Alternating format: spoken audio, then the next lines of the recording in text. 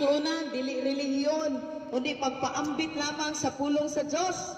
Kay among nasayran nga ang pulong sa Dios moay magadala og kaluwas at ang sa matag usam nga igsuon kay dili mabuhi ang tao sa pagkaon lamang, kundi mabuhi usab siya pinaagi sa pulong sa Dios nga mugula gikan sa baba sa Dios nga igsuon.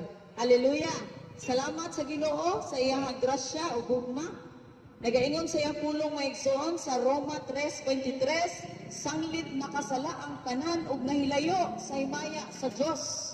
Una mga igsuon nga bisan ang katawhan nga igsuon dakog sala at ubangan sa Ginoo apan tungod sa grasya ug asa sa Dios iya kitang giluwas pinaagi sa paghatag sa iyang bugtong anak nga mao si Kristo nga dito iya gipas-an ang dakong cross, siya pa'y nagpas-an kay igsuonan ug unya siya pa ang gilansang ug tungod na sa iyang dakong gugma kanako ug kanimo igsuon higala.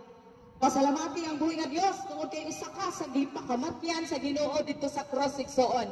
Kitnairan ang imong kinabuhi.